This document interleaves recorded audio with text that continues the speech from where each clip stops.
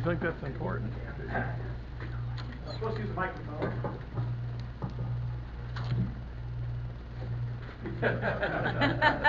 Oh, you can hear. Okay. Okay, I was told to. Okay, I'll just start the thingy here. Press that. There we go. And it works. It works. Oops. Yeah, that works. Okay. Okay. Thanks for inviting me back. My name is Gil Elan. Despite the fact that I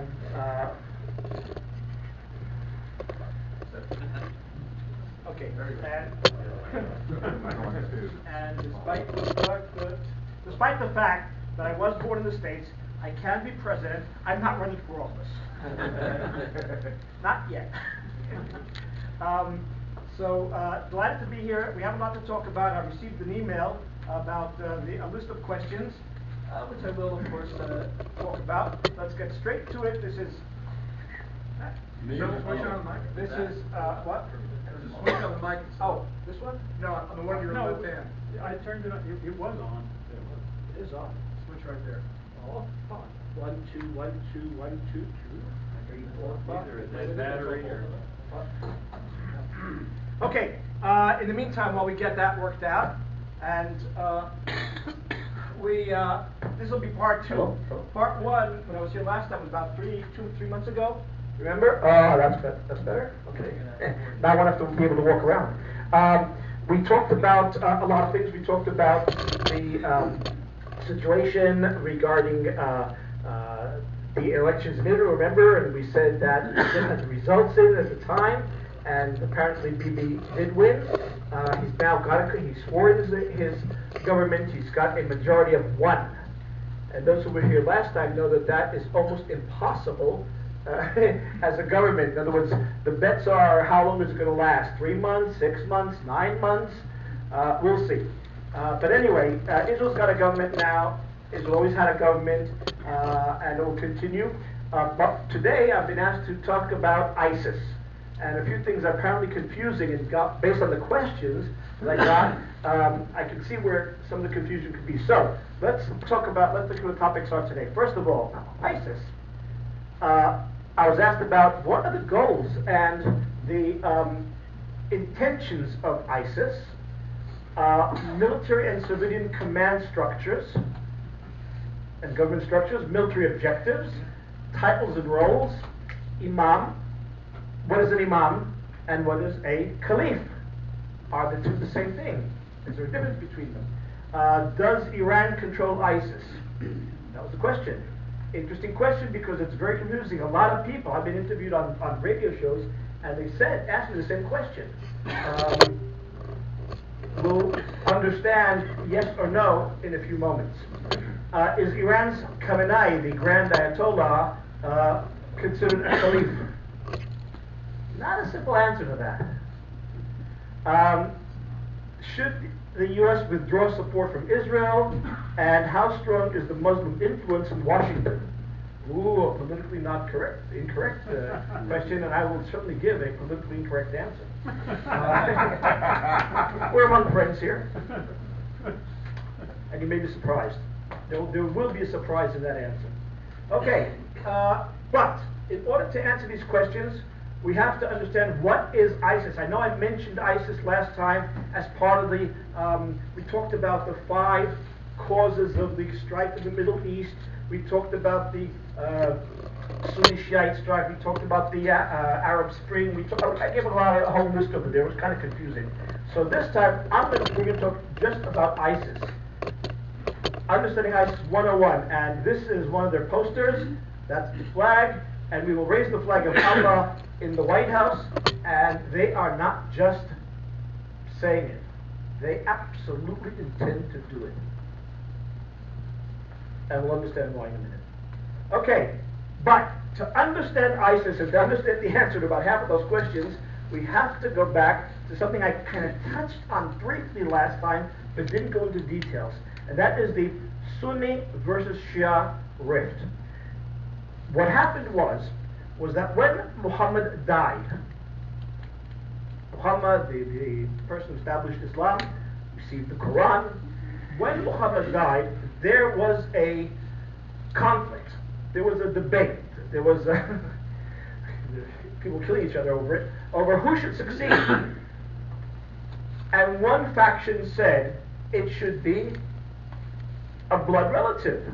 That's the way we've always done things in the Middle East. That's the way, with the sheiks and the tribes and the Bedouins, etc. That's the way it's done. It should be a blood relative. And the best candidate that they had, the one they wanted, was actually Muhammad's nephew and son-in-law, the man who married one of his daughters, Ali bin Abu Talib. And the other faction said, no. Muhammad always said this is not a personality cult religion. No. It should be the person who is the most qualified from amongst the companions, the one who's been closest to him, who's heard him, who worked with him, who asked him questions, who understands what's going on. Now, Ali is certainly qualified as a companion also, but in the end, it was decided that there would be a vote, a democratic vote, and the majority of the companions voted in favor of a guy called one of the companions, Bakr. And Bakr became the first caliph. Caliph meaning replacement. It comes to the word. It really literally is replacement. The person who replaces Muhammad as the spiritual leader, as the political leader, as the military commander. The replacement is the caliph. And then Bakr died very shortly afterwards. And when he died, at the hands of actually some friends of Ali, apparently, when he died, again there was the same debate. Should it be one of the companions? Should we do it by democratic election, or should we just give it to Ali without elections? And the majority said, no, we choose. And they chose another one of the companions. And then the third one was another one of the companions. And finally, about 15, 20 years later, when the third caliph, replacement of Muhammad, died, after the empire expanded, and they conquered countries, and they conquered lands, and they were absorbing cultures, and spreading the word of Islam, finally, Ali's turn came. He wasn't the young swashbuckling Errol Flynn character that he'd been in his youth. He was kind of older, and maybe a little bit chubbier, and maybe a little bit slower. But he became the fourth caliph. And that is when the Ali faction said, okay, now everything's right, you've had your fun. From now on, it's going to be Ali's descendants. It'll go from father to son, to son, father to son, father to son. Because that is the true successor to Muhammad. Muhammad's blood, Muhammad's nephews, Muhammad's children, grandchildren. Because Ali married Muhammad's daughter. So Ali's children were Muhammad's grandchildren. Well, Ali was murdered by probably some of the people who didn't like the fact that Bakr was murdered by Ali's people. He was murdered. He actually had to escape. He had to run away. He couldn't stay in Mecca or Medina because they were chasing after him. So he ran away to what is today Iraq, to a city called Najaf. And in Najaf, he kind of established the caliphate there, but it didn't last very long. One day when he was praying in a mosque, he was murdered. And that's when, okay, the Ali faction said, fine. He's got two sons, grandsons of Muhammad. One is named Hassan, the other is Hussein. And they said they should take over. They should be the one. Well, turns out that there was a commander, a supreme commander, one of the companions actually, called Muawiyah. And he was the commander in Damascus, the governor of Damascus at the time, after the conquest. And he said, I'm the next one. And Hassan worked out an agreement, okay, you know something? Fine. You want to be, I'll be after you. How's that? Fair enough? Well, Hassan died before Muawiyah died. And when Muawiyah died, and Hussein, the second son, who was actually more of a fighter than Hassan was, decided to take over finally and assume his rightful position with his faction behind him. Turns out that Muawiyah had already in his will anointed his son as the next caliph, Yazid. And that was it. The Ali faction decided, that's it, finished. We are going to fight, we're going to attack, we're going to go and we're going to chase after Yazid. We know Yazid is marching down towards Najaf in order to kill Hussein. We're going to get together all of our followers and soldiers, and we got 700 horsemen and soldiers and spearmen and archers, and we're going to go fight him. And as Yazid marched down with about 3,000 soldiers, Hussein marched up. They met in the Battle of Karbala, and it was a massacre. Hussein was killed, one of his sons was killed, and that was pretty much the end of the rule of the Ali family. Was it? No, it was not. Because the Ali faction, which in Arabic is Shi'at Ali, Shia means faction in Arabic, the Shi'at Ali broke away, said that's it. You guys are usurpers. It should be Ali, it should be Ali's faction, it should be the Ahlul Bayt, the family, the rule of the family of Muhammad. It should be down the bloodline. And that was the schism between the Shiites and the Sunni. The Sunni means pathway, the straight and narrow if you want. Shiite means the Ali faction. And they broke away. Not many people joined the Shia. They ran away. The Sunnis chased after them. They persecuted them. They tried to kill them. And it was basically, they stayed in the area of Iraq, and then they kind of moved further west to Iran, where they established a small group of followers that did continue the succession down the bloodline of Muhammad. Now, Ali is considered an imam. He was called a caliph, but he's the first imam. So an imam is Shiite. An imam could be Sunni also. But when they talk about the imamat, what the Iranians are now trying to create, it's Shia. Okay? So what the caliphate is to the Sunnis, the Islamic State that Muhammad created, the imamat is to the Shiites. So Ali was the first imam, his son Qasim was the second imam, his son that got killed in battle, Hussein, was the third imam, and then went on, until finally, in exile, where they were totally surrounded by the Sunnis, and not even allowed to move outside their houses, the 11th imam died. His name was Askar. And when he died in Iraq, in Najaf, they weren't allowed out of it, his little son, at the funeral, because at that time, the real caliph in Baghdad, Baghdad, decided that he was going to end this whole Ali shtick, this whole Ali thing, and they were going to get rid of them, and they were going to kill them all, and they knew that most of the followers would be at the funeral inside the courtyard of the house because they were not allowed out of the house. And what happened there, and this is critical to understand this, what happened there was that I'm here, stay. What happened there was that as the soldiers were arriving and galloping up towards the house, the funeral had started, and the brother of Askar, the uncle of the kid, the brother of Askar was starting a eulogy, and somebody felt a tug on his leg. And you look down, and there's the little 5-year-old son, Muhammad, of Askar. And he said, "What do you want?" And he said, "Well, you know, only an imam can eulogize an imam. I'm the imam, after my father. That's the way we do things in the Shia group." So, Jafar said, "Tfaddal, go ahead, be my guest. You're right." And as the soldiers were knocking down the door, and there was a whole bunch of the little boy steps up to the grave. This is according to Shia tradition, and he starts the eulogy, and he suddenly disappears.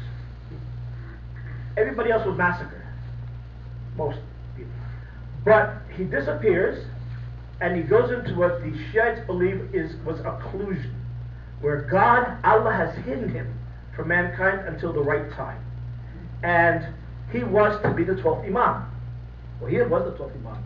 So the Shiites believe, there are different Shiites, different groups, but the majority of Shiites, the overwhelming majority of the Shiites, including the ones in Iran, including the ones in Iraq, including the ones in Lebanon, are what we call Twelvers. The ones in Yemen are a little bit different, the Houthis. But they're called Twelvers because they believe that one day the 12th Imam, the little kid Muhammad, who's been in a collusion, who's grown up in the meantime, who's been protected by Allah, and what in the first years did communicate with followers, then went into deeper collusion and hasn't since then, will reappear at a time when the skies are red with fire and the streets are running with blood. At that time he will appear as the Mahdi, as the Savior, as the 12th Imam, and he will bring about a situation where the world will not only accept Islam as the ultimate truth of the ultimate version, last version of the one truth of Allah, Judaism being the first, Christianity the second, Islam the third and final, but that the Shiaism was right all along, was the right version.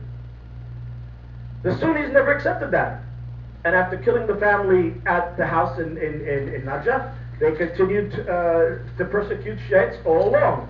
Sometimes not so drastically, sometimes more drastically, but since then, there's been a rift that is often compared to Catholics and Protestants, where Catholics are absolutely devoted to the person, the Pope, the word, etc., and Protestants tend to be more philosophical about the religion in different ways. So that there will never be a coming together of Sunnis and Shiites, and that is important to understand in the context of ISIS. First of all, let's look at a map of the Middle East. This is a map of Islam in the Middle East. The light green, Sunnis. The dark green, Shiites. Shiism is about 15% of the total number of Sunnis, of Muslims in the world today. And the concentration is in, as you can see, Iraq, Iran, and parts of Syria, Lebanon. That's it.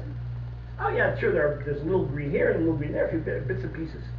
But the concentration is Iran mainly, Iraq, and Syria, and Azerbaijan. There, that's also important. So, now that we understand the numbers and how it came to be, let's look at ISIS.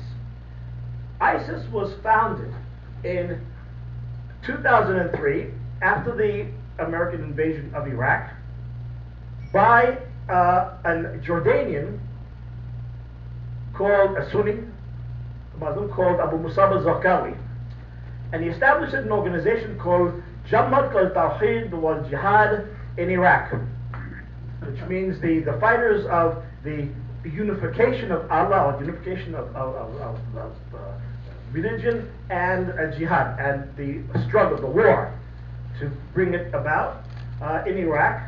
And his sole goal was to finally end Shiism, kill Shiites. Yeah, he killed Americans here and there, outside bombs, but it was really against the Shiites. Killed them, stole them, bombed their homes, bombed their markets, bombed their mosques, everything to kill Shiites. That was his goal.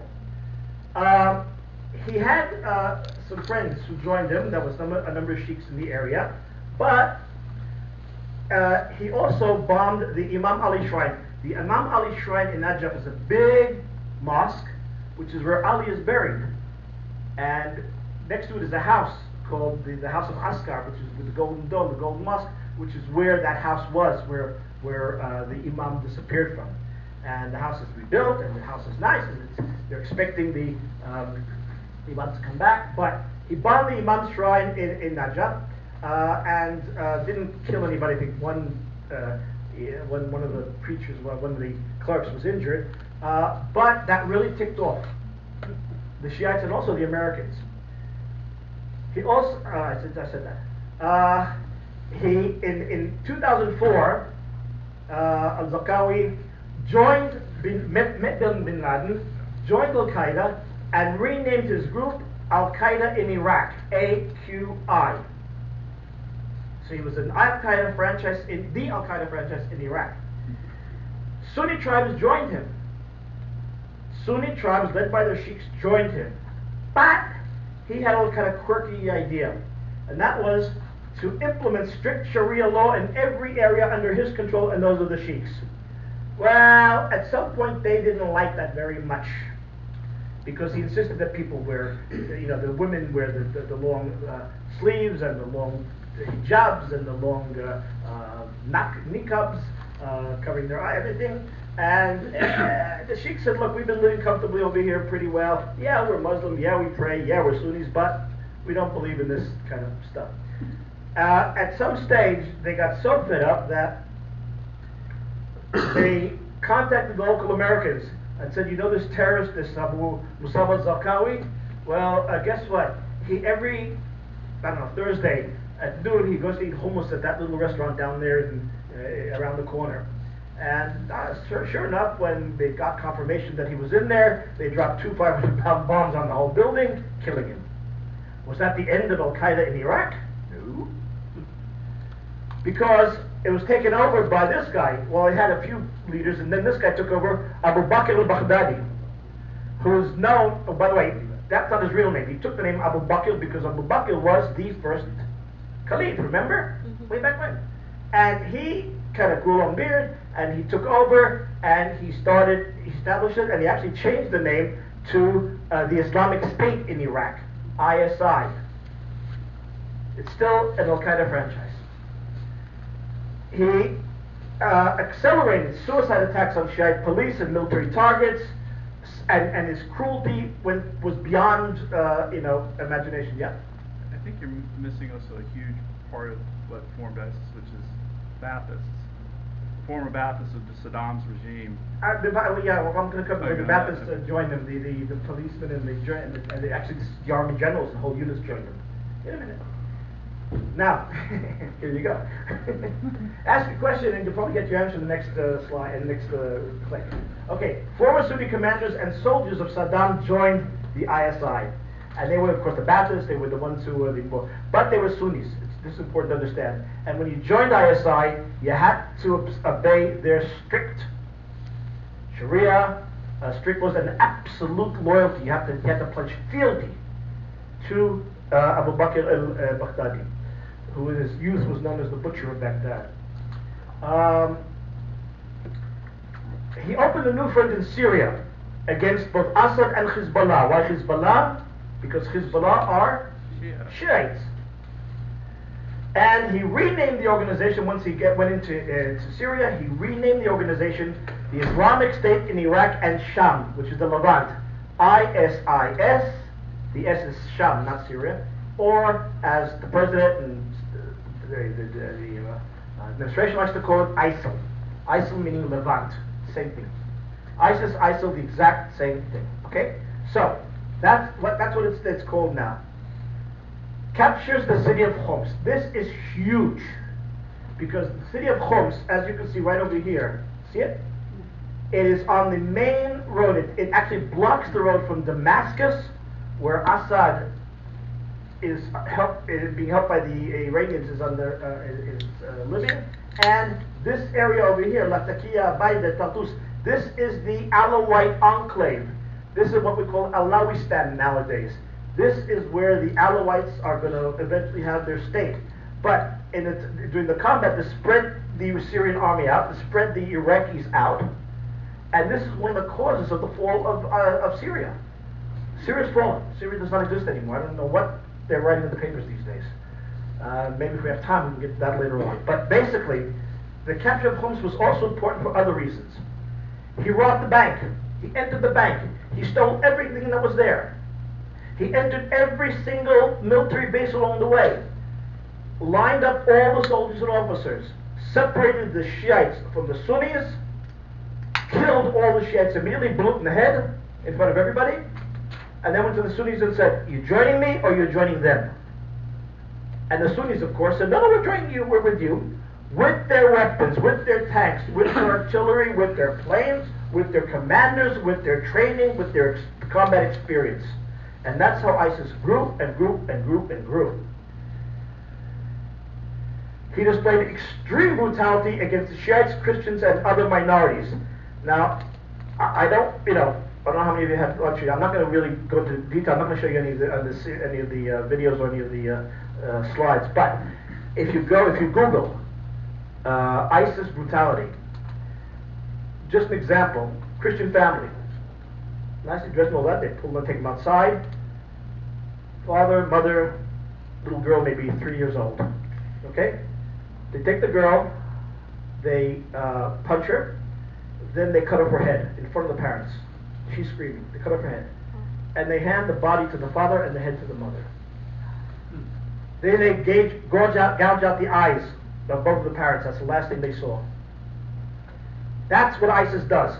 So much so that they were eventually kicked out of Al Qaeda.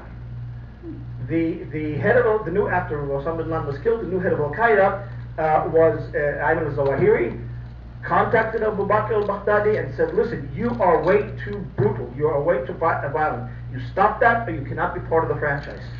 And he said, basically, screw you to Ayman al-Zawahiri. And they were kicked out of ISIS. So they are no longer part of ISIS.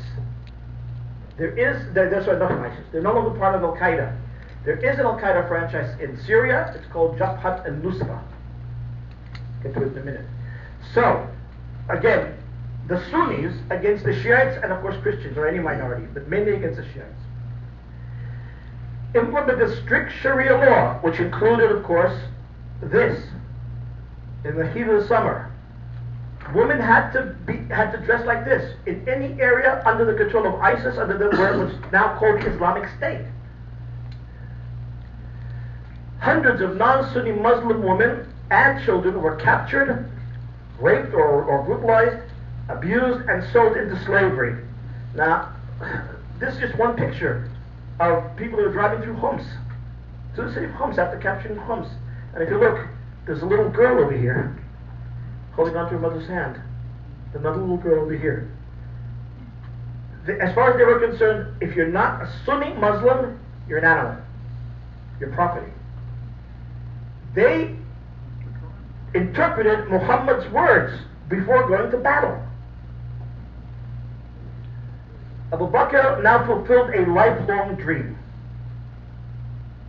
which he always wanted, and his childhood friends say he said that this is what was going to be his dream. In a speech in Mosul's Central Mosque, after capturing Mosul, like Homs, they robbed the bank, they took out all the money, millions and millions of dollars, looted every home of any non-Sunni Muslim. He declared himself the establishment of a caliphate and named himself the new caliph. Remember, there's no training, there's no degree to become a caliph. You have to have the followers who believe in you. So he named himself caliph, and his followers accepted it. And he was a caliph of the Islamic State, which is what the idea was at Muhammad's time. He rebranded the group now IS, Islamic State. No longer. We still call it ISIS because we know what we're talking about. If we started renaming it every time he renamed it, we'd go crazy. It's ISIS, but it's now called IS, Islamic State. And any area that they conquer is immediately absorbed, amalgamated into the Islamic State. And it's a huge area, as you'll see in a minute. He also issued an order in every area under IS rule. The non-Muslim population, Jew, Christian, or Shiite, Shiite you killed automatically, but Jew, Christian, Yazidi, Druze, anyone, you had an option. You had one of four choices. One, flee immediately with whatever you have on your back. Just your clothes on your back, go, leave, go away somewhere. In the desert, I don't care. You don't have water, tough. You don't have transportation, tough. You have a car, we'll take it. Option two, convert to Islam, Sunni Islam. And it's very easy. You only have to say one sentence. There is no deity, but Allah and Muhammad is his only messenger. Now, you don't have to, you can't say it in English. You can't say it in any other language. It has to be in Arabic, which goes, La ilaha illallah wa Muhammadur Rasulullah. Theoretically, I just converted, but I didn't because I have to say it 3 times and I have to hear witnesses. I didn't, don't worry. But that's the sentence. That's the sentence. End of times. Okay, convert to Islam and follow us. In other words, convert to our version of Islam. Or stay as a Christian, stay as a Jew, stay as a Yazidi with their special peacock version of Islam, and accept dimitud, accept becoming a second class citizen and paying jizya. Jizya is it's called a kind of head tax. It's a large percentage of your income that you have to pay or die. In other words, they have to pay the jizya. It's very large, it doesn't leave you much. It's not charity, it's not tzedakah, as we say, whatever, it's not tithing, no. It's a tax. They joke about it, saying, well, it's a head tax because what we do is, if you pay it in full, we allow you to keep your head on your shoulders for another year, or till we decide we need more money. It's interesting that the Islamic State, Abu Bakr al-Baghdadi, ISIS, they don't want to convert everybody. Why? Because in an Islamic state, according to tradition, Muslims don't pay taxes. So how do you keep the state running? You keep people as beings, as second-class citizens. Or your fourth option is die, or as he says, the sword. Now, this is the orders Muhammad would give to his forces every time they went into battle. That village over there, give them the 4 choices. Sometimes he would say, and this is what Bakr al-Baghdadi has been doing with ISIS, this is where his cruelty is, he would say, oh, that village over there, Muhammad, quoting Muhammad, no options, just the sword. You just kill everybody there. So if everybody fled, there'd be nobody left to pay jizya. If everybody fled, there'd be nobody left to pay jizya, right? But people fleeing into the desert doesn't make sense either. So anyway, so this is basically what he did, and this is why he was kicked out of Al-Qaeda. They grew, they expanded. Now they've got tanks, they've got planes, they've got artillery, they've got soldiers.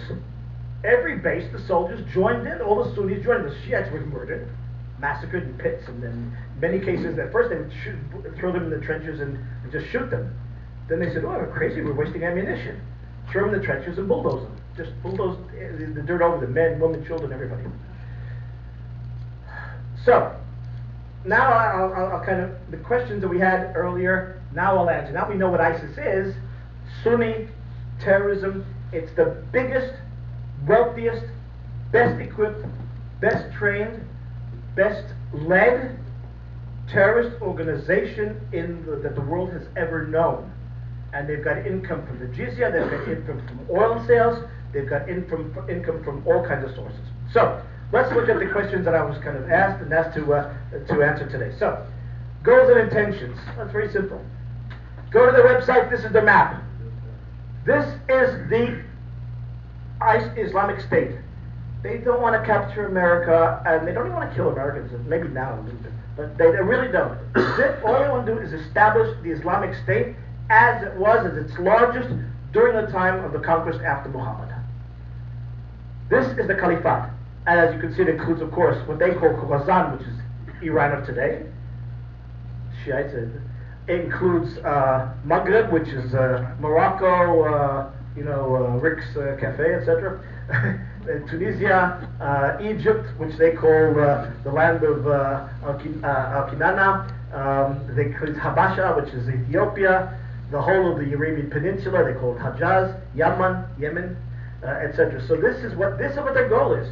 And this is what they're heading for. This is what they're fighting. And they've got more and more achievements every day. Today they just took another city in Syria. As a matter of fact, Palmyra. Palmyra is the biblical town of Tadmor, built by King Solomon. Beautiful city, wonderful ruins. Not going to be left anything. They're going to destroy it all. Because they say that was from the time of the Jahiliyyah, of the ignorance before Muhammad. and people come in and look in awe. What the beauty! Look what the ancient Israelites built, or what the ancient natives built. No, it was up to them. They're going to destroy the pyramids because they say people should not come and look in awe at a man-built structure. The only thing you should be standing in awe of is Allah. Nothing man-built. Certainly not dating from before the wisdom time, during the time of ignorance before Muhammad. Okay, second question was military and civilian command structure. Here it is. Basically, they have a command structure. They've got Abu Bakr al-Baghdadi. Now, he has been injured. We don't know if how well he's functioning. He was injured in the back in a bombing. Probably killed one or two of his assistants. At the time, this was a convoy back in March that was hit hard by coalition strike.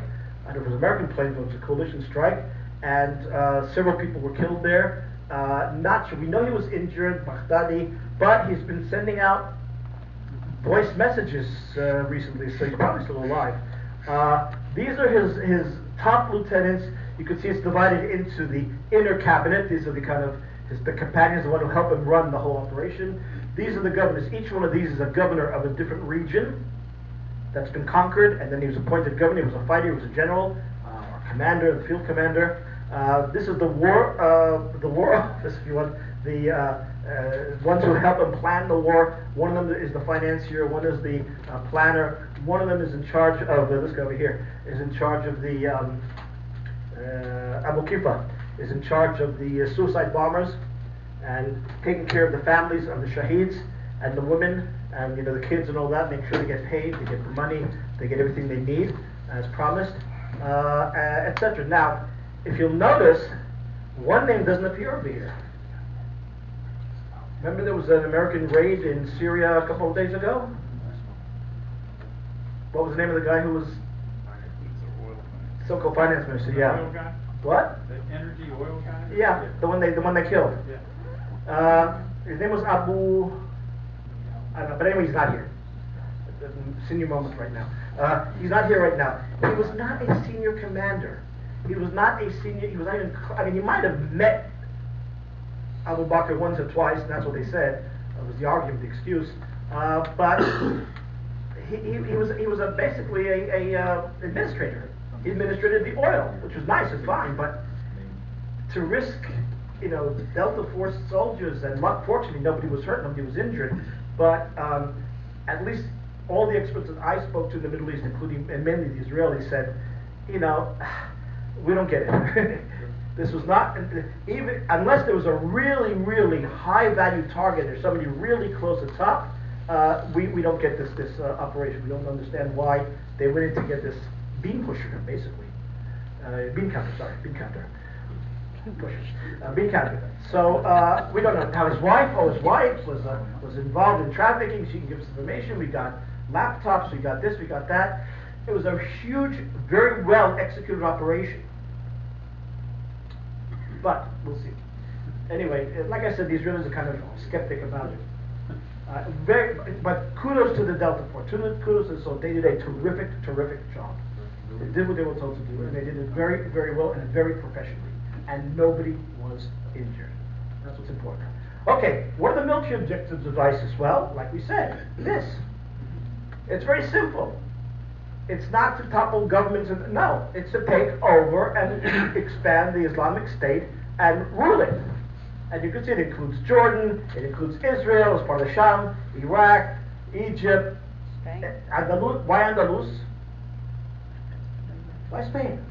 That's where they were stopped. Because the last caliphate in Europe was kicked out of Spain by the Christians in 1492.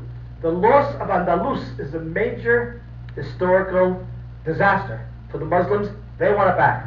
And it's not by accident that the first terrorist attack in Europe by Al-Qaeda was in Madrid. Train station in Madrid. Okay, so this is their ultimate military goal.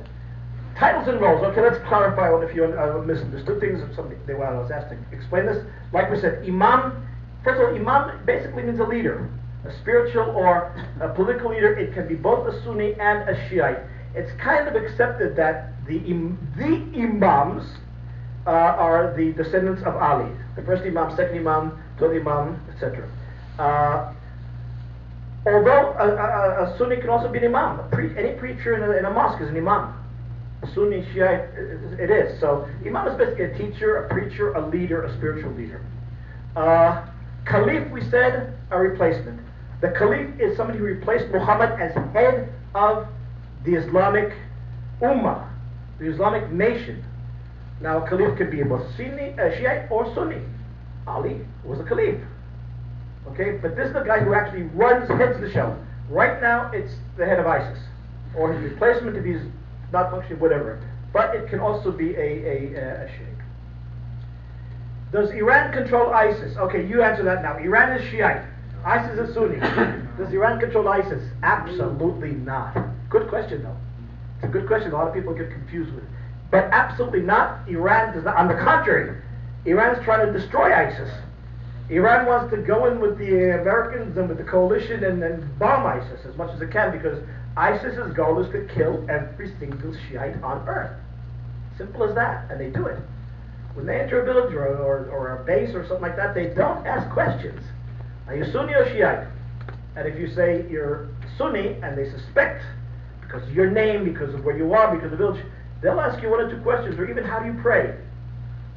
And if you put your hands like this, the Shiite way, you're beheaded. If you do it the Sunni way, then they'll still ask you a few questions. Another question. Is Iran's Khamenei considered a caliph? Again, a very good question. The answer is no. To be a caliph, you have to be A, a replacement of Muhammad, and B, the head of the state. Now, it's true that he's the head of the Shiite state, but he's called an imam. The highest rank he's got is imam. The imam, he's okay, or grand imam. But even Khomeini was an imam, not a caliph. Now, if they created an imamat, which is the equivalent of a caliphate, now he'd still have to be in charge of everybody, including the Sunnis. So no, he's not a caliph, he's an imam. Should the US withdraw support from Israel? I've got one answer to that.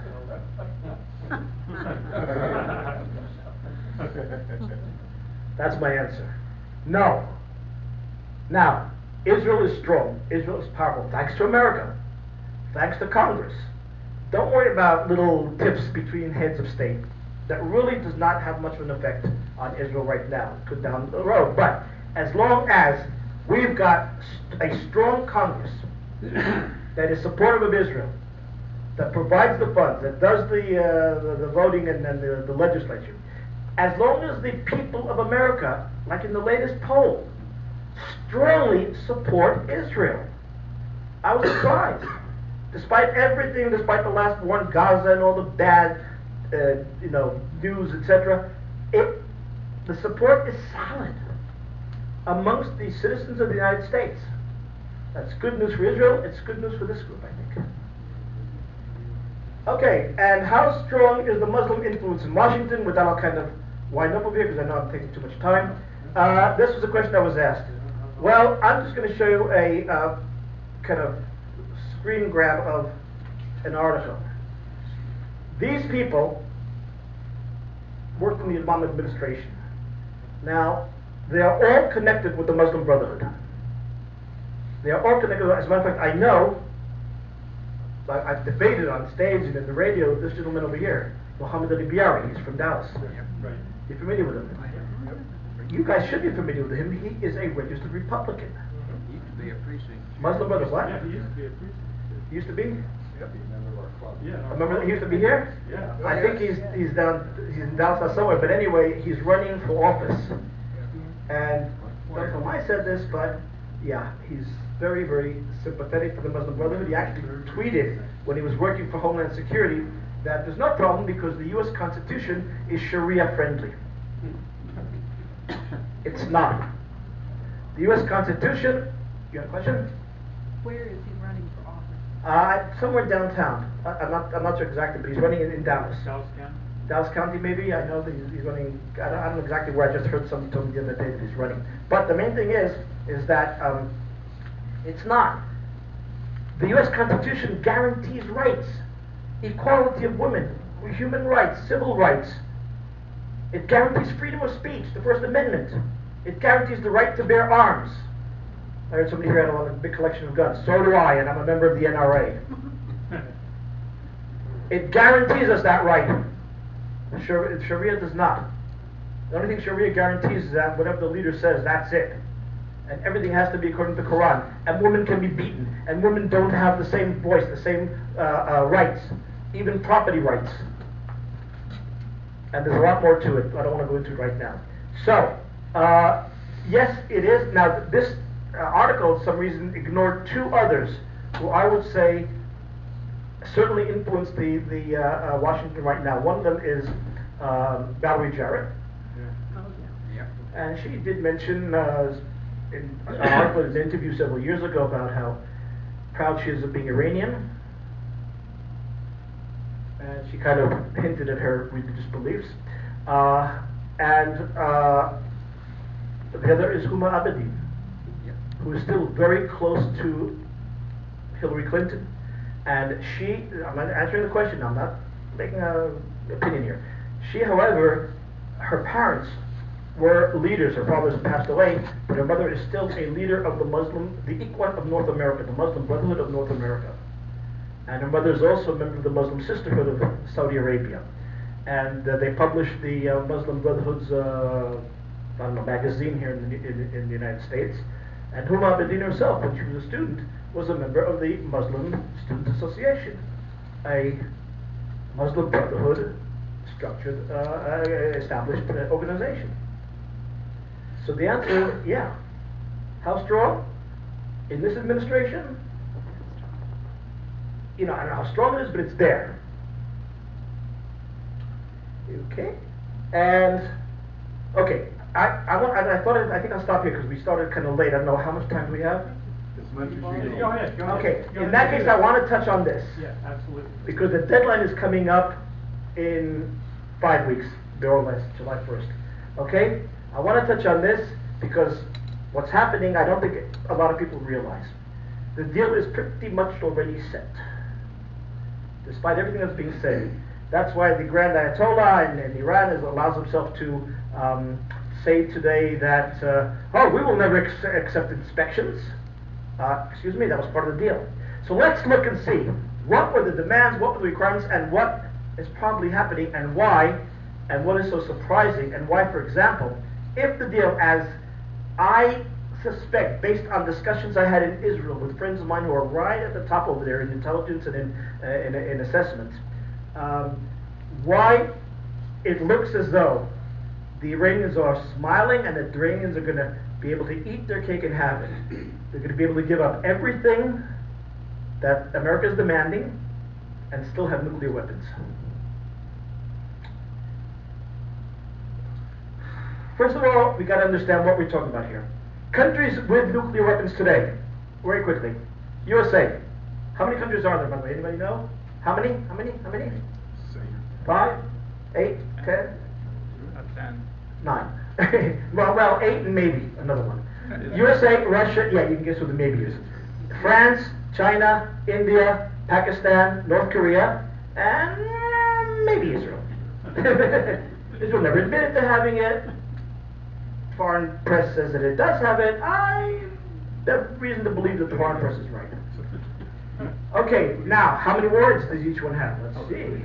Well, despite all the agreements on cutting back and everything, we've got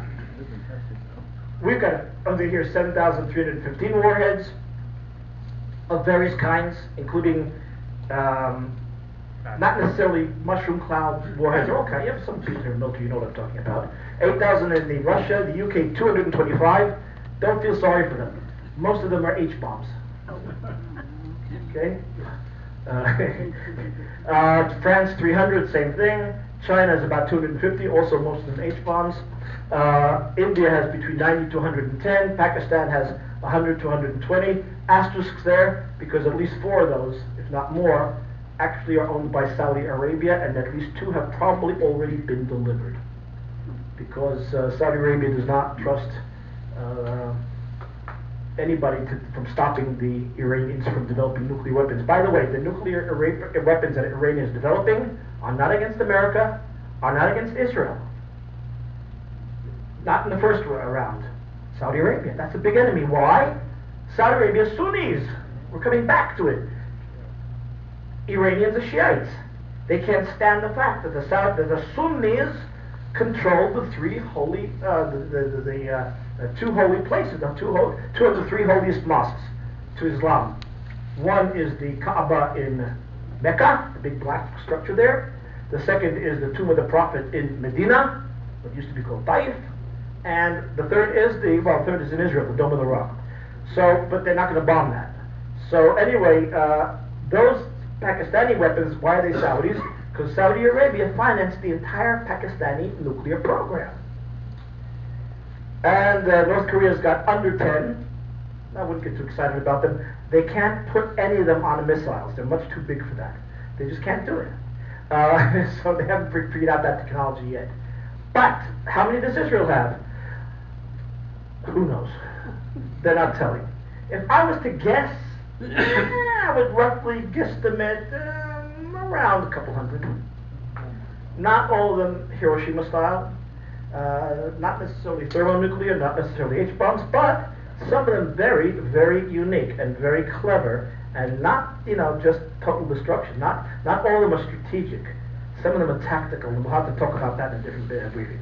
Okay, so how many of them though are uranium and how many are plutonium? And this comes to the whole big deal that's going to happen in 6 weeks. Well, let's see. USA has both. You need it for the H-bomb. Russia has both uranium and plutonium. Now, uranium is produced by centrifuges. Remember, we're trying to get rid of the centrifuges. The plutonium is produced by heavy water reactors. Important to understand that. You dip the rods in the heavy water, there's a reactor, you take them out. Eventually, you send them off to a reprocessing plant. You scrape off, you reprocess, chemical thing, and you get plutonium, weapons-grade plutonium. 2 ways of producing nuclear weapons. The United States dropped 2 bombs on Japan. One was plutonium, one was uranium. Okay, so UK's got both. France has got only plutonium. China's got both. India's got only plutonium. Pakistan's got only plutonium. North Korea's got only plutonium. And since I have never ever seen a centrifuge anywhere in Israel, if Israel has nuclear weapons, they're only plutonium, which means they're produced through heavy water reactors, which brings me to this. Who can tell the difference between these 2 buildings, quickly? Anybody? They look alike, right? One of them is a Byzantine fortress in the Galilee. The other is the nuclear reactor in Syria that Israel bombed back in September 6th or 7th. Look the same, and that's why you camouflage it. So a heavy water reactor does not need to be a big dome with a thing next to it. No. It can be a building like this with a large pool inside it, and then you transport it to the processing plants. This is the bomb that was Israel had destroyed. This is the way it looked. Now, how was it discovered? Very interesting. An Israeli satellite recognized, identified this building, said, that's a strange building. What's it doing out there in the middle of nowhere? Strange. And then they saw water running down the side. What looked like water. This was a very sophisticated satellite, one of the Amos satellites in Israel. So, they sent in a team of paratroopers, undercover, at night, top secret operation. They collected soil from where the water had been running down. They took it back. It was analyzed at the Weizmann Institute. They found out that it was radioactive. They said, huh? The water reactor? They were cleaning out apparently the reaction pool or something, and they just spilled the water down the side. Strange. Okay, so they decided to get to the conclusion, yes, that was a heavy water reactor. So they asked the Americans, would you mind bombing it? The Americans said, no. But it's going to go heavy. It's going to go hot pretty soon. No, sorry. So Israel had to do what it had to do. There was a shipment coming into Tartus of rods for it, and they decided to take it out, and basically, this is the before, and this is the after. Yes. And Israel never admitted doing it, but all kinds of generals are telling how wonderful it was to do it. It was a brilliant operation. The Israeli used about 9 planes altogether in it. They came in from the Mediterranean, and the Syrian anti-aircraft radars, very sophisticated Russian radars, good stuff that defends Moscow, did not see them. And they reached the target, they bombed the target, they left the target, heading back towards the Mediterranean, but 2 F-15s headed a little bit north and started flying along the Turkish border with Syria. And they were allowed to be lit up by the radar. And the radar saw them and identified them as foe and sent missiles towards them and missed by miles. It's called hacking into the system. Anyway, so once again, there's the before and there's the after. They try to clean it. They try to clean it up. They try to bulldoze everything. But the UN sent inspectors in and took samples of the soil over there. Yeah, it was radioactive. That's what the inside looked. That was the core of it. Never mind. So, coming to the big deal now. It's estimated by, and this is really current. It's estimated by my sources. And again, I can only say this is accurate as of yesterday, day before yesterday, whatever. It could be changed, it could be different. But, one, the sticking points of this whole deal of the last year and a half have been enrichment. The demand was you've got to stop enrichment. The Iranians, in order to have the sanctions released, you've got to stop enrichment. 2, you've got to cut back on the centrifuges. You can't have 16,000 centrifuges if you're only enriching for medical and for research purposes. So you cut back to 300, 400, that's it. There's our friend Ahmadinejad. Ahmadinejad. Inspecting the centrifuges. Stockpiles. They have stockpiles of low enriched uranium, 3 to 5%. They've got tons of it, which they've enriched. They've got also stockpiles of middle enriched uranium, 35 to 50%, which is what they took the breakout period. They can use that to break out and to enrich very quickly with thousands of centrifuges, cascading centrifuges, to weapons grade 93 to 95% uranium. You understand that? 93 to 95, that's a weapon, that's a bomb. This is just a stockpile of stuff. But we don't want to let them enrich it. So, also on the sticking point was they were developing what they call the IR-4, the next generation of centrifuges, which are much faster. So instead of taking 6 months to move from 50% to 95%, they can do it in 6 days. And at the whole negotiations was, you cannot set these up. They set them up. You can't connect them. They connected them. You can't use them. They started using them. And so the whole idea was, no, we're talking about stopping all this. You can't do that. Well, we're talking. So while we're talking, until we agree, we can do whatever we want. That was the way it was going. The Iraq heavy water reactor. They have one heavy water reactor in Iraq. Big one. It's built. It's already online. It's already functioning, which means it cannot be bombed from the air anymore. The idea was, the demand was by the Americans, because the other 4 members just walked away. France, the Russians, the Chinese certainly, they weren't even involved in the negotiations. It was the Americans. So the Iraq reactor was supposed to be either dismantled, unplugged, and have the rods that were in there shipped back to Russia, where they came from, and or converted to a light water reactor. Now, a light water reactor produces energy, but it does not produce plutonium. Well, it can, but it's much more difficult. So anyway, that was the negotiation. This was the negotiations. Also, they wanted the inspectors to be allowed into a base called Parchin, south of Tehran, where they were actually manufacturing the warheads, and they were testing them, and the computer simulators were there. And they wanted to make sure. They said, oh, no, that's some secret military base. We don't do anything nuclear there. Yeah, so let's take a look. No, you can't. And they were never allowed to. And the other thing they wanted to do is the missiles. Why are you developing long-range missiles? I mean, the only use for long-range missiles is to deliver nuclear weapons. Your enemy is Saudi Arabia. You can use medium-range missiles with conventional warheads.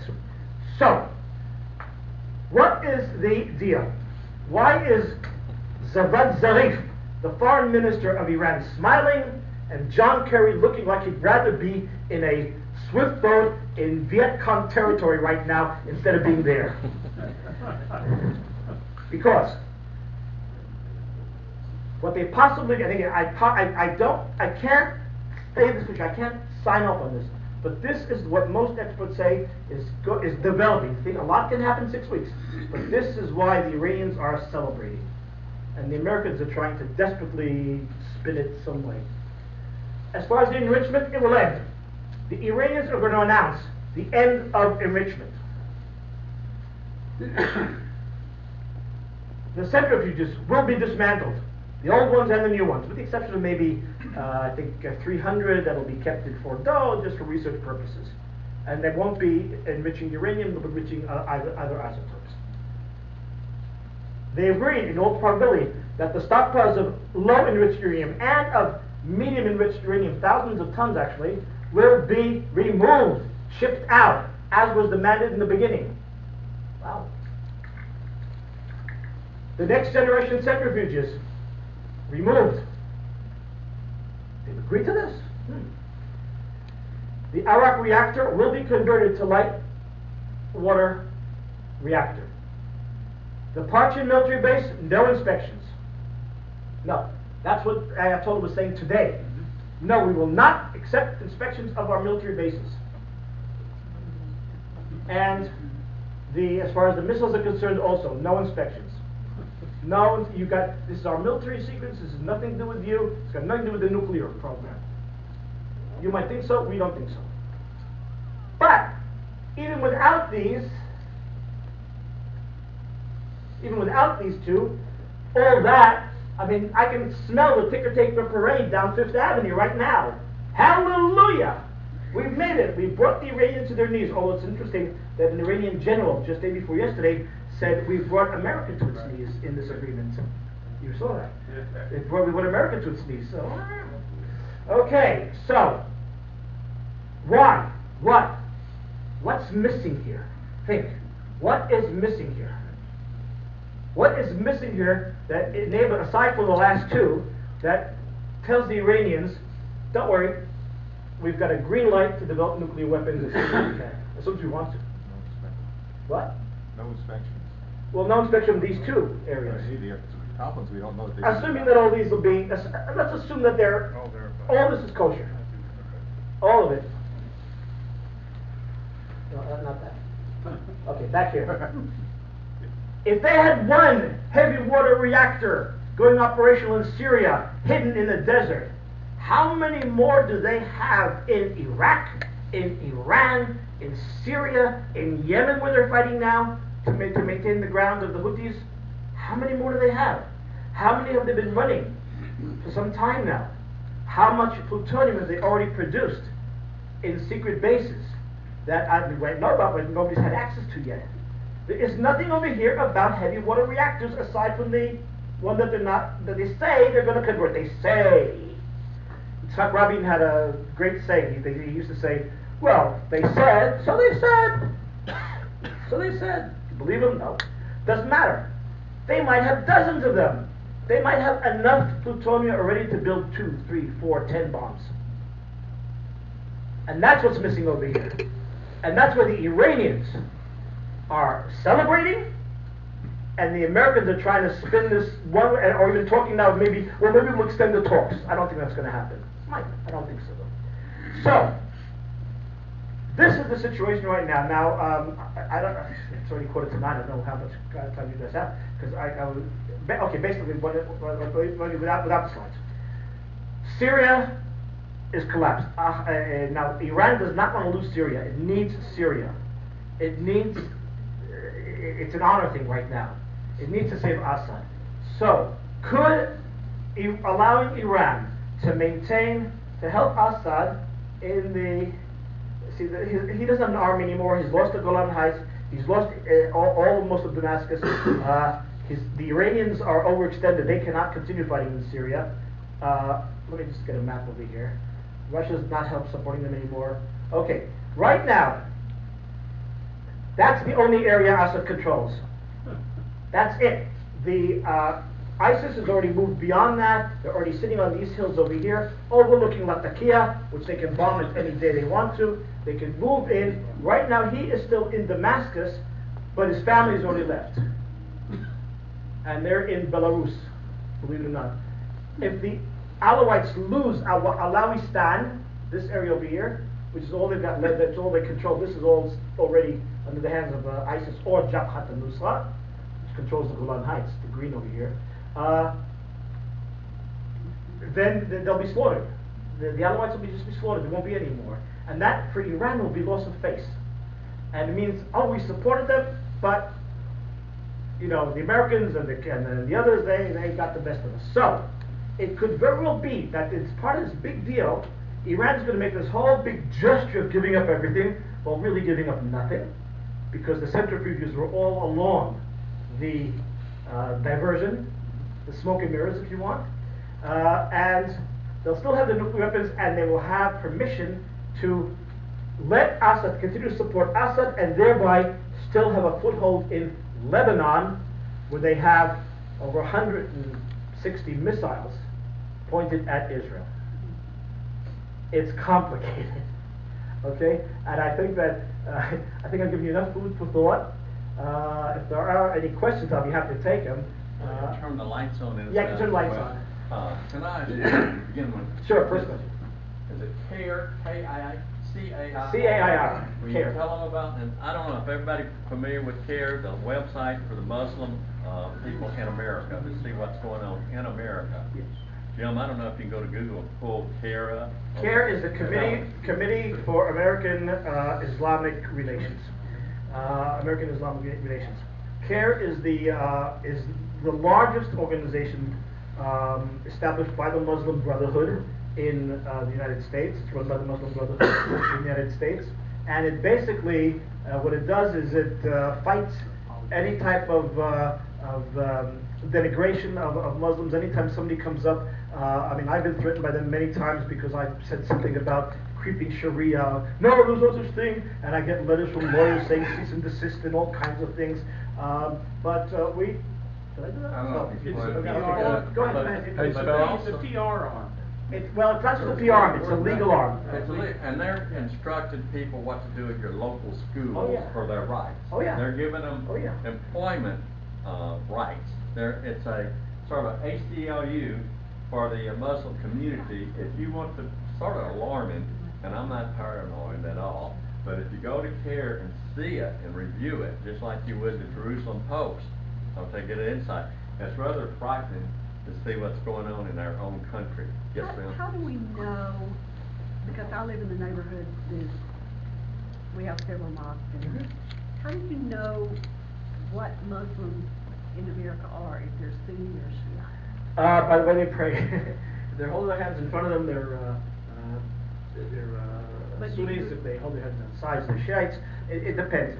But also, you just ask them. What? Oh, they will? Yeah, they'll tell you. You just ask them.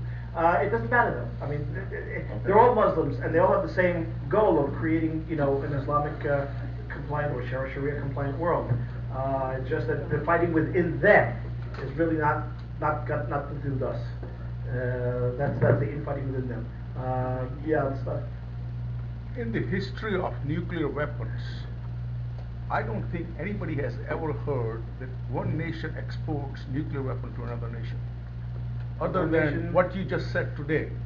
In the history of nuclear weapons, Yeah. we have never heard that one nation, America, Russia, France, whoever, exports nuclear weapons from one nation to the other nation. Exposed or exploded? Export. Export.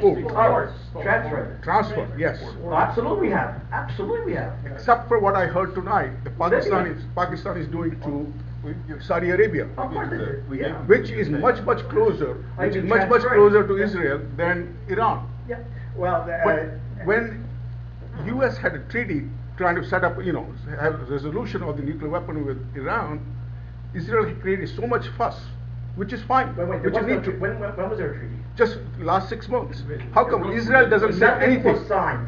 Nothing was signed. But it was so much. How come Israel doesn't raise any issues when Pakistan is exporting knowingly so much weapons to Saudi Arabia, which is much, much closer to Israel. Because Saudi And- Arabia- And US continue to arm Pakistan I'll explain. with more F-16.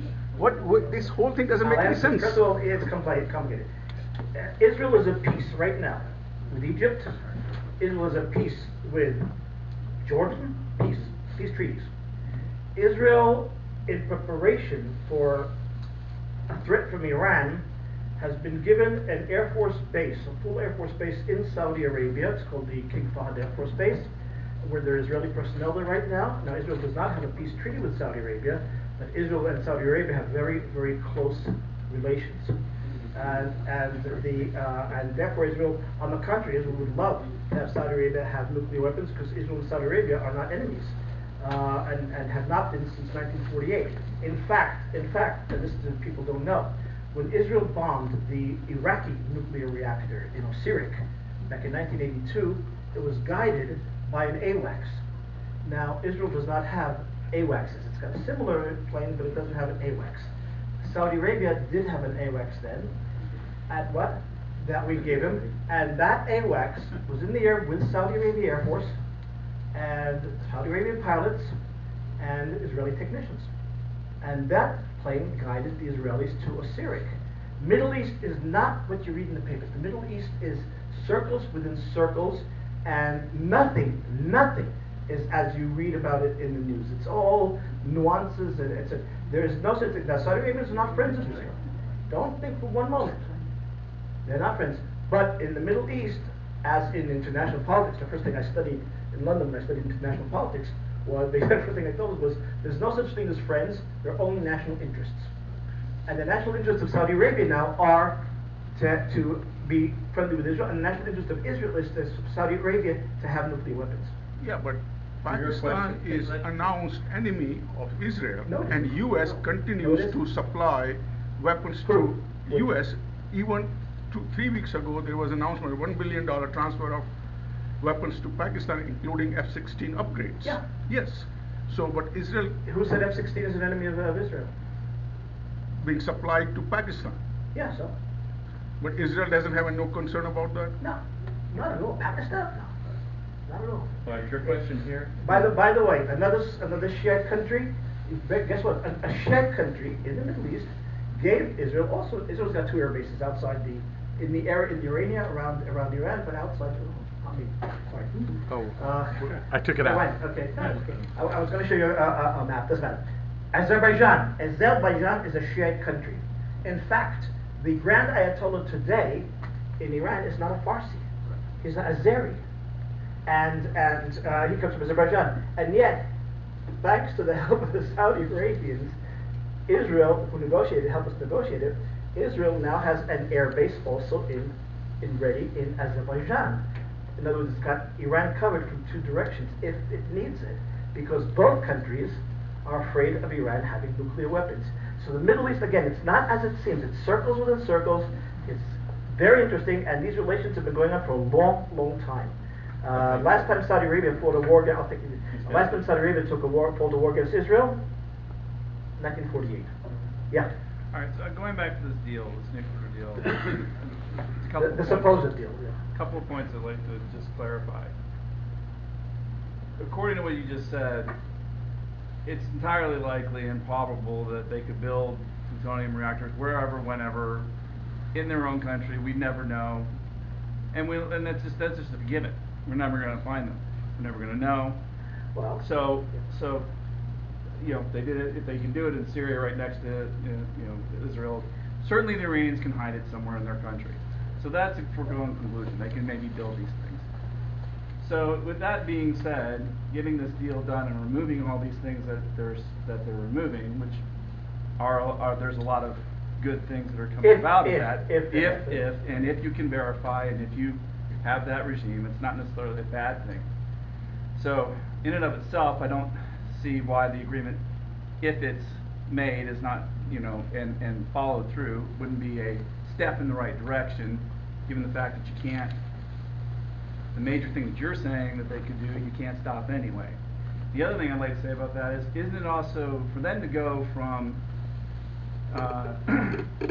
plutonium to bomb, they're going to have to test something. They have. No, huh? They have. No, I mean, they're gonna have to like set off a bomb. They have. Okay, I haven't seen that yet. They haven't, Yes, they haven't you done did. an underground test About of the bomb. 4 or 5 months ago, there was a small nuclear test in North Korea. Yeah, It was a plutonium bomb. okay. Okay. And it was, the people around it there were all Iranian officials, you know, in the photographs. And by every single intelligence agency, including the CIA, agrees that that was the first test of the Iranian bomb. Okay, It's more? been tested, yeah. Gil, when you put up the large map of the caliphate over Yeah. Europe. Can I get my things back here, just for the map Sure. at the end? And North Africa, at the top right, you had, I wrote down Khorasan. Khorasan. Okay, now, is that related, or is it a coincidence, or is it the same thing as the group of Khorasan that is threatening America? It's not, it's definitely related. Now, the ISIS, remember, is Sunni. Khorasan is one of the ancient names of parts of what is today Iran. And when Al-Qaeda ordered Jabhat al-Nusra, its franchise in Syria, to, okay, open up any more of those maps. Okay, okay, I'll take it from here. With the one big green. I know. Yeah. Oh, the one with the big green.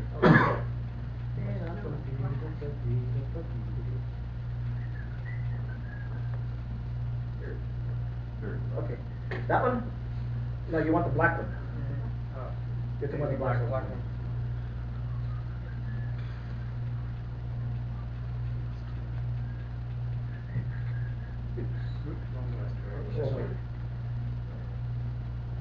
Khorasan, when I'll explain in the meantime. Al-Qaeda, There, was that it? There. It's there, right there, yeah, that's I right. go ahead at the end also. Yeah. Okay, Khorasan, the, click on the thing so make it nice and big.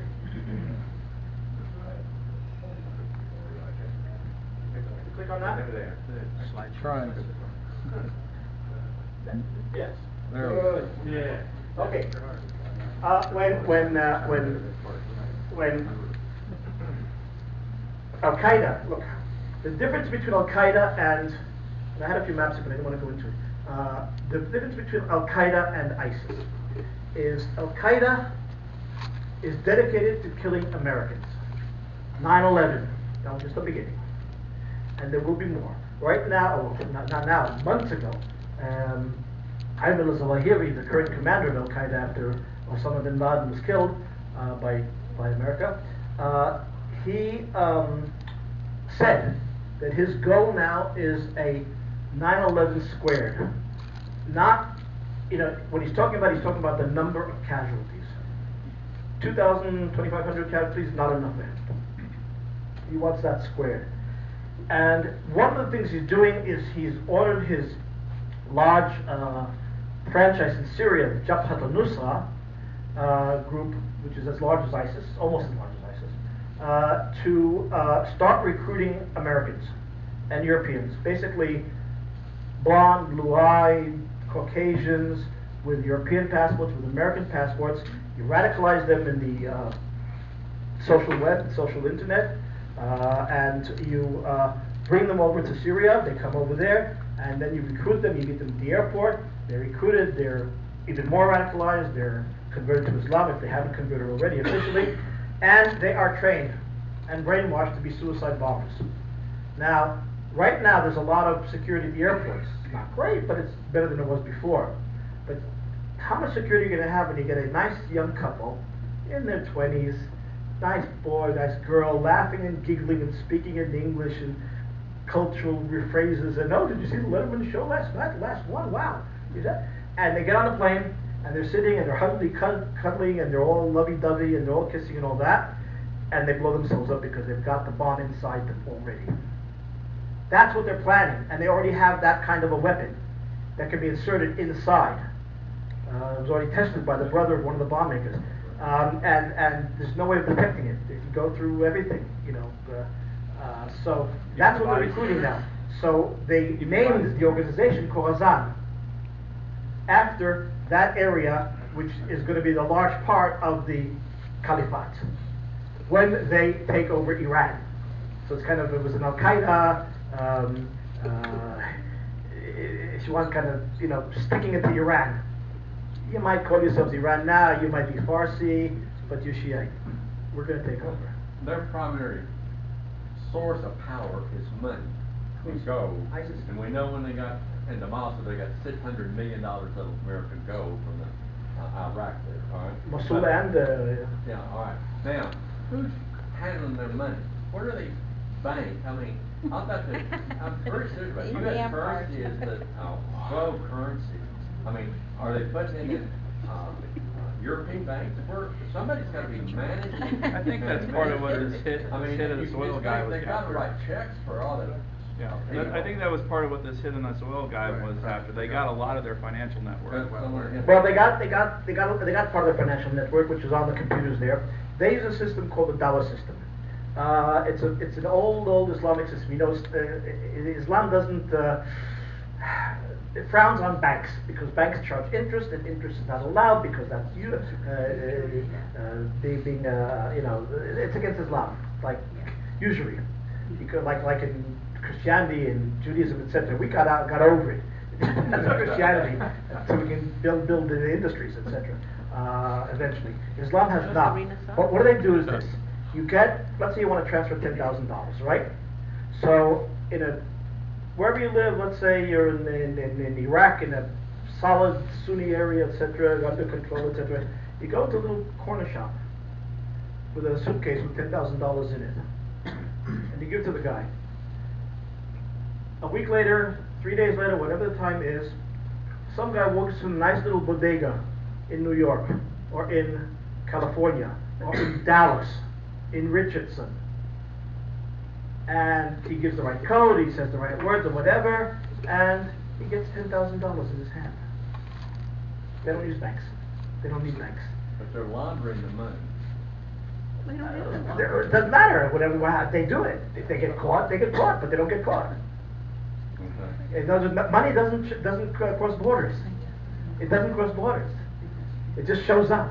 Okay, we're still talking about Khorasan. Yeah, well, like I said, the Khorasan, the whole thing of Khorasan is that this was a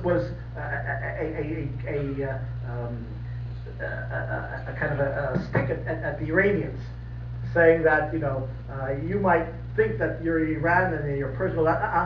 This was Khorasan back in Muhammad's time. Okay, it's going to be Khorasan, and this new unit was called Khorasan. It was just named after that region in what is today Iran. Yeah. Okay. Has Israel talked about or been asked to take over and attack ISIS? Has Israel been asked to take over and attack ISIS? Israel doesn't have to, because when ISIS will be a threat to Israel, Israel will take care of business. ISIS has not been a threat to Israel up until now, but today ISIS is establishing itself. There's heavy fighting going on in Gaza, not between Israel and Hamas, but between Hamas and the Salafis. The Salafis are ISIS. It's a degree of Islamism. There's Wahhabism, there's Salafism. It depends on how orthodox you are, basically. ISIS is Salafi. All members of ISIS are adhere to the Salafi version of Islam. It's just more orthodox. And right now there's a huge fight going on, and more ISIS fighters have been smuggled into Gaza through the tunnels, which the Egyptians are now trying to destroy, and through North Sinai, which the Egyptians are taking care of very, very well. But many of the members of Hamas are switching sides. In other words, for ISIS, Hamas is not orthodox enough. And after Hamas killed one of the imams of the Salafis, many of Hamas members left Hamas, switched sides, and swore fealty to Abu Bakr al-Baghdadi, to ISIS. So Israel is now seeing the beginning of the growth of ISIS in Gaza, and is taking care of business. It's doing what it has to do to get rid of the leadership and say, see, what we're doing here is good. I mean, the attacks, the bombings, etc., on the concentrations, but it's not going to destroy ISIS. You destroy ISIS by constantly taking out the leadership after leadership, not the, like I said, the bean counter, but you take out the leadership, you take out the people in front. Eventually they're going to run out of leaders. But Israel has been doing that for a long time. That's how Israel has defeated terrorism all along. So, will Israel ever be asked by the United States to join the fight against ISIS? Absolutely not. And for a simple reason. Everybody in the region, the United States also, everybody involved, knows that the Israeli Defense Forces is not a volunteer force. It's not a professional volunteer force. It's a conscripted force.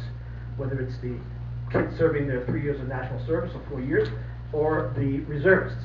It's conscripted. You have no choice, men and women.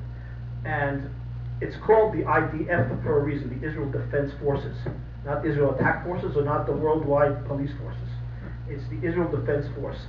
So the Israeli military by law, cannot be asked to fight somebody else's war. Now, it doesn't mean they can't volunteer to go help in an earthquake in Nepal, or an earthquake in Haiti, or in a flood somewhere else, or in earthquakes in Turkey. Whatever. Yeah, of course they'll go. But they're all volunteers. Every soldier that participates in that has volunteered and signed that he's volunteering for it. Because by law, the IDF cannot be used to fight somebody else's battles. That's why also Israel will never ever ask another army to come and fight its battles. So, if Israel is threatened by ISIS, yes. And wherever it has to take the battle, if Israel sees that Jordan, by the way, Israel and Jordan have something that Israel and the United States don't have. Israel and Jordan have got a defense treaty. And if Jordan is being threatened by ISIS, a real fine defense treaty. Israel is committed to defending Jordan, Jordan is committed to defending Israel. And Jordan is now being threatened. Israel is helping train the Jordanians, getting people over there, getting them ready, getting them equipment. And together with the Americans, have been working together on this, but Israel's doing most of the heavy lifting on this one. Jordanians are excellent. They're excellent fighters. The king is I was parachuted with him. Long before there was peace between Israel and Jordan, believe it or not. That's a whole different story. They used to come over to parachute with us because there were common interests. But that's significant because they're now saying that Jordan's going to be the next primary target. It is. It is. And Israel's not going to let that happen. Because then Israel. Last question. We'll wrap things up. Yeah. So I think I speak for this whole group that we stand with Israel no matter what. But I have a question back. And Israel stands with America, by the way. If you ever need help. Okay. So back to the deal. So if Israel's not comfortable with it, we don't sign. Period. But the question I have is, well, that's what this group. I hope Congress will make sure that it doesn't happen. That's your guys' What deal would Israel be comfortable with us signing, or is it a deal? The only deal Israel will be comfortable with America signing, with U.S. signing, or P5. It's America, not P5. With America signing is one that will absolutely guarantee. Like the president like to say, ironclad. Is that possible? Waterproof. Is that agreement being made? Yes. It's possible. It's difficult. The Iranians will never, ever, ever agree to it. And that is why Israel... What does it look like? What? What does it look like? It looks like absolute, total spot inspections anytime they want, anywhere, on any military base. With no 24 hours. With no 24 hours like the French said today. Yes. With no 24-hour previous notice. It means that any shipment of any either single usage or dual usage, whatever that can be used for that they cannot enrich anything, that anything they need for research, any enriched uranium or other isotopes they need for research, or tritium, if they decide to go H-bomb, is delivered, is identified, is indexed, is counted, and it can be inspected at any time, 24/7, even on how. I mean, it has to be because we don't trust them. You cannot trust. They have never committed to fulfilled any agreement. We know that.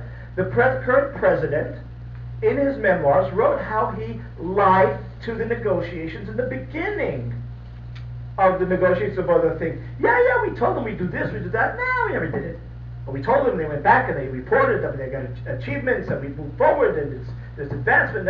We never intended to do it. That's the president. I don't know if you could address this, but Israel's concerned, okay, should America be concerned with right here in our own culture and our own backyards? Absolutely. All You right. saw what happened in Garland. That's just the beginning. All right. So where does that fall on your threat matrix? You know what? Where does that fall on your threat matrix? They're calling for lone wolves. to attack Americans. It's going to happen. I mean, look, some of the commanders of ISIS said this was just the beginning. Believe them. Believe them. Because they are recruiting people on the social networks, and there are people over here who are frustrated. There are people over here, whether they're Muslims or not, and this idea of going to heaven, of getting all the benefits of heaven, of paradise and all that, it attracts young, frustrated, disenfranchised, youngsters. And they want to be something, and they get a promise that there'll be a school named after them, and they'll get a promise that their family will get a lot of money, and they do get a lot of money, and they'll be promised to not only that they get to heaven, but they can bring 40 members of their family, whether they're Muslims or not, doesn't matter. They get to heaven. Hey, that instead of the option, man, maybe we're going to go to hell, maybe we didn't behave well, maybe what, this, that. No, you automatically you can name 40 members of your friends and family to go to when they die. And then you'll meet them there, and they'll be young, and they'll be 30 years old. A lot of benefits, and this is being rammed into their brains on the social media. We can have a whole other event about this. Round of. Last question. I just have one thing to say to y'all. The next program you do, I would like for you to teach me how to check my grandchildren's internet connection. Where they I tried. and what chat rooms they've been in and what's going on there. You'll do a program on and show me how to do that. We'll get Mr. Porterfield involved in that, all right, sir. But one thing that I would encourage you to do, I'm from this meeting upstairs, and most of you know me, but if you go to that CAIR, C-A-I-R, and just read their daily lines of what instruction is going on, and it's going on in people's backyard. We go to that, is it gonna show up on our server when the... I can When understand. NSA watches. You don't believe anywhere in our future that we're going to go to where we have to go, which is to say that Islam is incompatible with Western civilization and our values. That's where we have to go. I hope so. Yeah, that's. I mean, look, this is a war. out, get out. It's time to go full on. All the experts, all including Bernard Lewis, all the experts are saying this is the class of civilizations that Huntington talked about. This is a long, long, long war that's just starting now. It's going to last a long, long time, and it's a zero-sum game. You can't have in the end, shake hands and sit down and sing kumbaya. There has to be a victor. There has to be a vanquished. Unfortunately, we are strong. We've got values. It's a question of who has got the most values and who is the most committed. We've got to be committed. And we can still be politically correct. Not all Muslims are terrorists. On the contrary, very, very few embrace this. But many of them are enablers. And you've got to make friends, and go to the election, go to the voting booth. Make sure you elect people who don't think that the Constitution is Sharia compliant. It's not. It's not. Oh, one last thing. Okay. Like I said, I'm not running for anything. Well, I can be president. All they mean by that, I can be president. that our freedom of religion is going to allow them to exist as long as they want here until we might have to change a few things. On the back over there, I've left a few pens. Steal them, please. I don't want to see anyone there when we come back. When we go back there, and also my brochures. I give lectures. I give briefings like this one once a month at the JCC in at the Youth Community Center in Dallas. Once a month in Fort Worth. I give them out. I'll be happy to come to your organizations, churches, groups like this to talk and give briefings. All the information is back there on those brochures. Take them, please. And again, thank you. And I look forward to our next time. Thank you very much. We're almost through. Mr. President, come back. First of all, I want to thank Carol, Mr. Maxwell. Mr. Maxwell, thank you very much for helping us set up our ecumenical program and bringing your comrades to you, your friends this evening, and we'll work together on getting all the clubs participating. All right. One on good of the order, Judge Scott Becker. Judge Scott Becker has cancer, colon cancer, third degree, third stage. So add him to our prayers, all of us, for his well-being. Mr. President, turn it back over to you. Well, with that in mind, Anybody else have any, business for the party? If not, I would like the officers of the club to stick around long enough to establish where we're gonna meet, have a, officers meeting. And other than that, we're adjourned. Thank you for coming, appreciate it. Thank you for coming. This is a good friend if I had any. This is Dick Prosty. Nice to know you.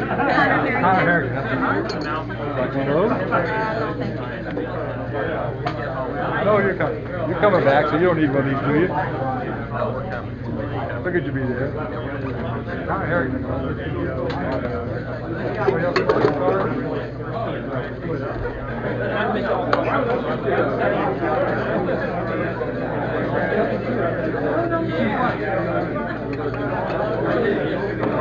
Wow, it went long. He is very good. Right there, okay. I got this and I got this, right? Yes, sir. That's mine. Okay. All the rest is yours. Yes, sir. That was fun. For the right price, it could be yours, but Oh, you haven't left cups. I got one over here. I've got 3 of these. Absolutely. I'm just curious. I know Of course. I'm very ignorant. Half of it's Muslim, half of it's Hindu. What in the world? No, no, not half. It's more than half. It's about more about 7.